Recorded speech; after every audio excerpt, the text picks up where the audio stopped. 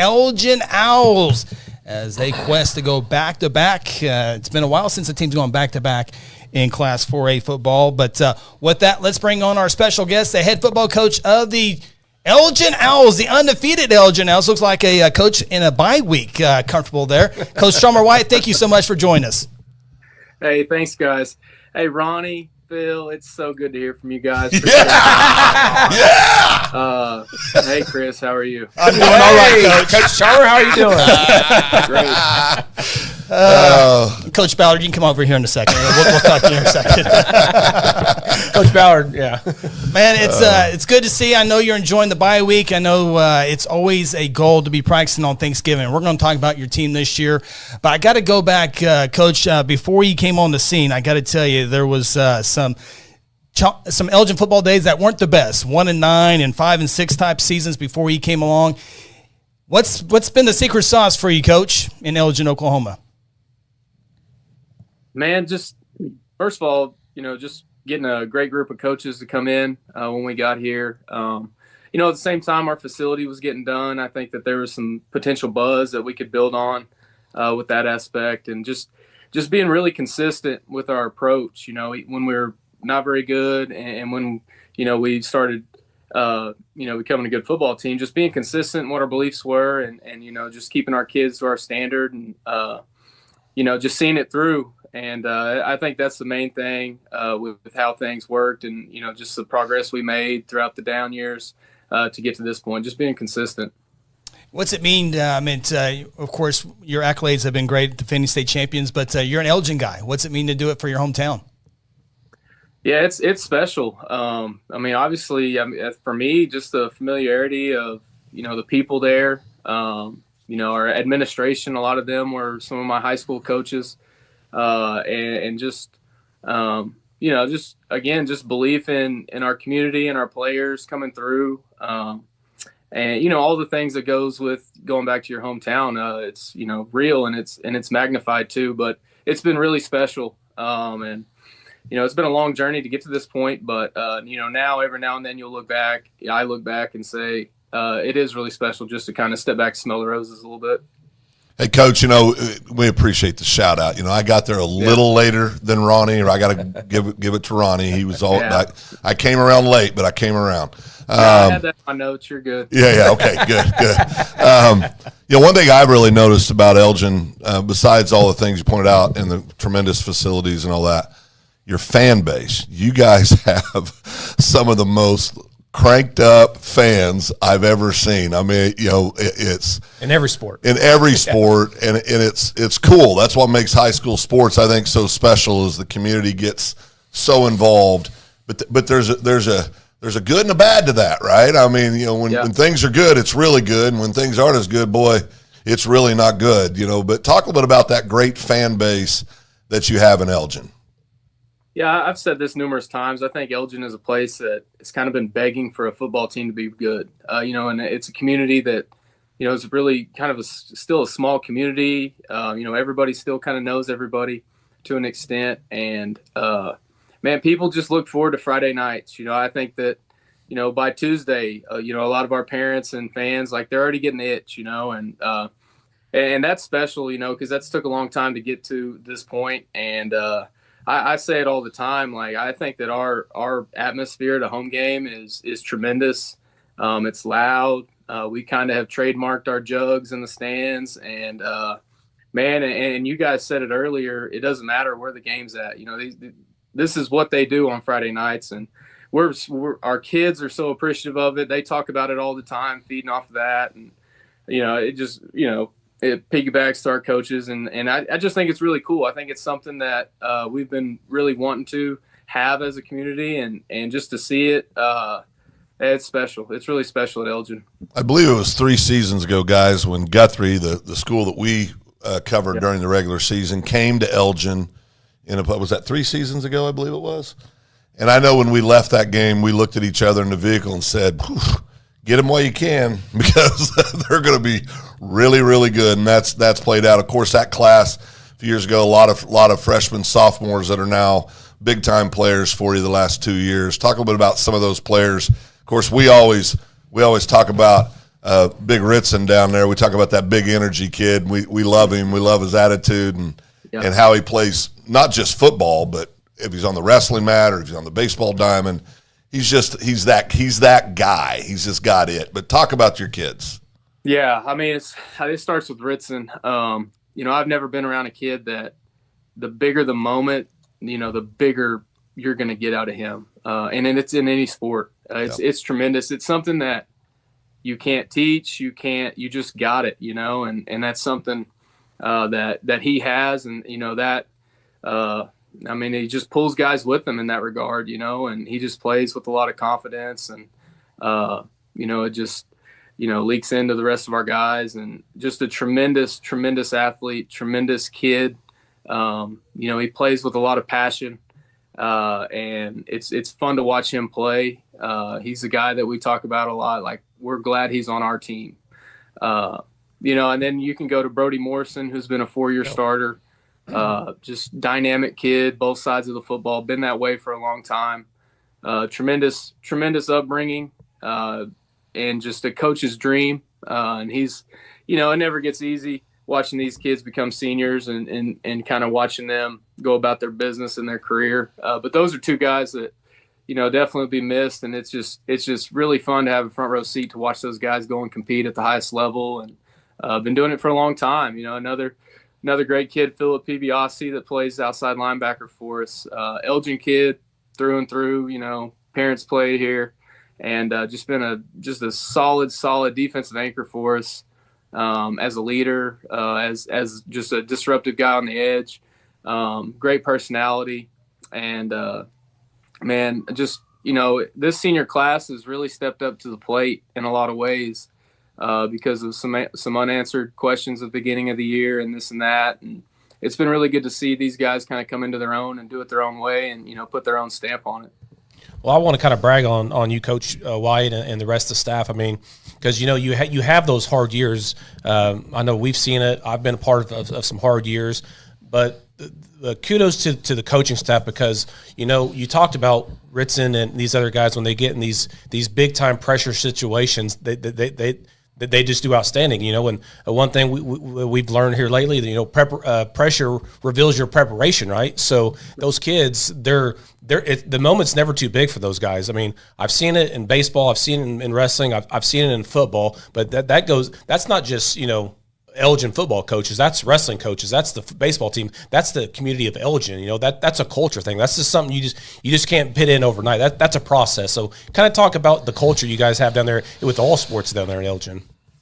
Yeah, I agree. I think that we have great head coaches of our sports, and I think that we have a lot of guys that are multi-sport athletes, and I think it's so valuable to have that, because these guys are, when the fall's over with, they're going to their next coach. And I think that the values that you can learn from, your other head coaches and coaching staffs at our place, I think is really, really important for their development. And I think it speaks volume to your point about just, being ready and the different lessons you learn. Our wrestling coach and our baseball coach, I'm really good friends with. And that's another thing. We have great, relationships across our school. Sport to sport, that's especially, important too. Sharing athletes and all the things that go into that. And, that's been a big thing for us, is just the familiarity and just the way, the cohesion that we have, with our other sports. And I'll talk on our football staff. They, like you said, it's just great preparation. I think that they have a great, starting point each week of kind of where we need to get our team to. Whether it be execution, play to play, or just mentality.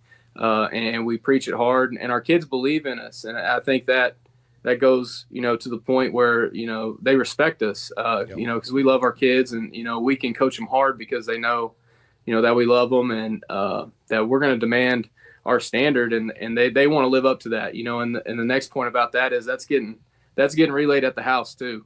And, and it's not always perfect, but at the end of the day, like, it takes what it takes, and it takes a village and the right people and the right kids and a great coaching staff that can steer these guys in the right direction that we've been going.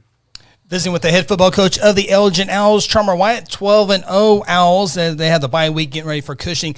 Coach, at the beginning of the year, you've done hundreds of interviews, I think, this year, but everyone's been talking about the rematch, Tuttle, Elgin, and really begging for that. But also, you guys are the defending state champions. How have you been able to keep your team focused week in and week out and not looking ahead at the next game or Tuttle that everyone says, but it seems like you've been laser focused week in and week out? Yeah, we had a speaker come in today, and last year that was Team 44. This is Team 45, and we got to put our own stamp on it. It starts with your senior leadership, and yeah, it's obviously uncharted territory for us defending, but at the same time, we do a great job of just speaking on how we can improve each day. It's as simple as that, and you can kind of buying into that. And these kids, they're smart, they're going to look around and see things and all of that. But, when they get in the field house, they know our approach to things and where we need to be. And, we do a good job of just coaching through, some humility and keeping them grounded. And, and it just goes back to the staff with how they approach things. But, a lot of things, something I say a lot of times is, we're not good enough to win it all yet. And that's just kind of an approach we take. Day in, day out, and it's worked for us. And this team has bought into it because it's tough. We're in a different spot, and but at the end of the day, they know, and it goes back to the standard we set. Just going and being true, and finding ways each day to do what you're supposed to do, and find ways to improve. And I think for the most part, that's been a good message and a good belief for our kids to get behind. And it's hard to get to the top. It's harder to stay on top. So, that's kind of where we're at. How you approaching bye week? Well, we're actually doing the same thing we did last year, copy and paste with the schedule. We've had bye weeks this season early, and, so it's a longer prep. So it's good in the regard for us that we can really kind of peel back the layers and look at us on how we can improve on things that we've done on film. And you kind of take that approach, and then obviously we're still introducing our opponent. But it's really special. We're going to have a really cool Thanksgiving practice tomorrow. Community's coming out. We've got coffee, donuts, and kind of get in, get out, and get to Thanksgiving. So it's been good. I do want to ask one more question before we talk about Cushing. One of the questions I had, Tress Laura was just a stud for you. You had to replace him. And the question was the quarterback. It helps with Ritson on offense and defense, but your quarterback has done extremely well this year with all the pressure that has been placed on him to be the Elgin Owls quarterback defending that state title. I think he's done a fantastic season for you. Yeah. Caden Boleto is set back for, 3 years now waiting for this. And, he loves football. Like, football is his thing. And, it's so special to watch him, going back into the fall, just watching him take over and putting his own twist on it. And, he has great energy. He's got a smile on his face all the time. It's contagious. And the kids believe in him, and early on they were hard on him, which they should be, because I think that's just kind of our standard. But I've been so proud of the way he's played the game, and just watching him have fun out there. It's really special for me to see, because he's a kid that's had some real adversity in his life, and just to get to this point, it really makes, it's part of what makes high school football special when you got a kid like that. Pressure, there's pressure, and he's handled it really well, and took his coaching and really improved each week, and he could easily kind of get back and be complacent, but he hasn't done that, and that's what we need out of him. And just exciting watching him and the growth he's had. Cushing Tigers coach Kellen Fry, Roman Tucker, Coach Morgan, they've had their winning ways as well. And what do you see from Coach Morgan and his crew on film? Man, they are very good on offense, highly explosive. I think that they call plays to score every down, is the way I kind of chalk them up. Their quarterback is very dynamic. He's got a quick trigger, throw it deep, throw it short, take off running. And obviously he plays free safety for him. So that kind of tells you what kind of athlete he is. And he's a kid that, just flipping the tape on he's fun to watch. He's a football player. And they've got, they've got weapons that he can get the ball to. The Fry kid runs really, really hard. He's a great linebacker too. And, at this point in the year, there's 4 teams left for a reason. Everybody's good. And that's what we see from Cushing. And, they've been there, done that before in recent years. So, they're not new to anything. And, it's going to take a lot of execution out of us to be sound and do things right against Cushing Tigers. Yeah, I see a lot of similarities in the communities. You look at Cushing, you look at Elgin, kind of the same cloth, right? True community schools that are behind their kids. We saw Cushing in the finals here a couple years ago, and boy, their fan base is way up there as well. And I think that's what's so cool about high school football. When you look at, do you guys pay attention to those type of things, or is it just all X's and O's? No, that goes into it. I think teams that play with a lot of confidence, I think that they're supported really well, and I think there's something that goes into that, and you definitely see that with them. Looking at just studying them up however we can, and I think it's pure. It's one of the best pure things about high school football when you got teams and communities like that. It's really special, and they definitely have that. I got 2 more questions. One's kind of a nerdy question. Elgin, are we looking at 5A next year? Potentially. Yeah. My other hard hitting question is Pizza Corral open on Thanksgiving Day? Ooh. I'll have to text Chris and see Okay. Now, I got make it happen if you're down this way. Now, I got one last thing, and I know we got to let you go, Coach, and I think this is an unfair advantage that you guys have, and I didn't want to say this because I'm an Elgin guy now. You got to tell me about this cemetery thing. Is that a real cemetery? Is that all part of the? It's real. Is that all part of the thing? Intimidation factor. It freaked me out the first time I went over there. We said, "Oh man, look at that!" And I said, "What in the? That's a cemetery." We had a game late in the year one night, and the fog came rolling in. And, so you could imagine that. I really think it was like week 10, so you're looking at close to Halloween.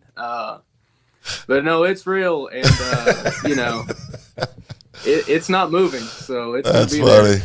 Yeah. Well, you guys have tremendous facilities, as you said earlier, and not just athletic. I mean, I remember seeing the Performing Arts Center there when we pulled in. When we pulled straight ahead, there it was staring us in the face. And you guys have a lot to be proud of in Elgin, Oklahoma, and I know you are. And I feel bad. We didn't say to you, this is 2024 Coach of the Year sitting here we're talking to. So well deserved from last year, Coach, as well. Congratulations on that. Definitely running if he goes back-to-back in 4A, because it's hard to go back-to-back in 4A. We say it every week. 4A, I think, top to bottom, is the best classification of football in the state of Oklahoma. Man, yeah, it's You tough. might catch a break going up to 5A next year. Yeah, that's right. Don't say anything, Coach. Don't say anything. Yeah, no, I'm good. Dunn says hello. Yeah. Coach, we wish you a happy holiday, and you get to practice on Thanksgiving Day, one of 36 teams that get to do that. A quest for back-to-back. It's been a while since there's been the back in 4A. But congratulations. Tell Ritson he only ran for 171 last week. What's up? We need 200 Yeah, he'll have some hard yards tomorrow at Thanksgiving. Yeah. Well, we need 2 more out of him. I think he's setting at 98, isn't he, for his career? Yep, 98. That's pretty cool. I mean, 98's awesome, but boy, something just sounds different when you say 100. Yeah. Are they going to induct him into the Elgin Hall of Fame right the day after the baseball season, or they're going to wait? Yeah, whatever he wants, we'll get it. His best sport is? That's a great question. I mean, if you ask me, I'm going to say football. You ask Cody, he's going to say wrestling. You ask Levi, he'll probably say baseball. Well, of course, he's got an opportunity to be a 4-timer this year in wrestling, and which may be the most impressive. Which there's not a whole lot of those out there, boys. But the last Ritson thing last year at the state wrestling tournament, I did the PA for the state wrestling tournament last year with my good friend Clay Drake, and I walk in for the first day, and I'm old, so I didn't have glasses. I refuse to wear glasses because I don't want to admit I'm getting old, and so I can see images, but I can't see really clear from a ways. And all I hear is, "Phil, where's Ronnie? And it was Ritson. Want to know where Ronnie was. and that's the kind of stuff I like about him because he doesn't really realize he's a kid. No. You know what I mean? And I don't mean that. I mean, he's very respectful, but he just talks to you like it's another adult sitting there having a conversation with you. Great kid. Great kid. Yes. He is one of a kind, man. Yeah, he really is. Sure is. He really is. Chalmer, thank you so much for the time. Thanks, Coach. Happy Thanksgiving, and enjoy practice tomorrow. Thanks, Coach. Man, thank you guys. Great show. Appreciate y'all. You Thanks, bet. Coach Coach Wyatt. Take care, Appreciate you. Coach. Thank you. Chalmer Wyatt of the Elgin Owls, 12-0, perfect 12-0, trying to go 13-0 against those Cushing Tigers. It'd be a great Class 4A state semifinal game over at PC North.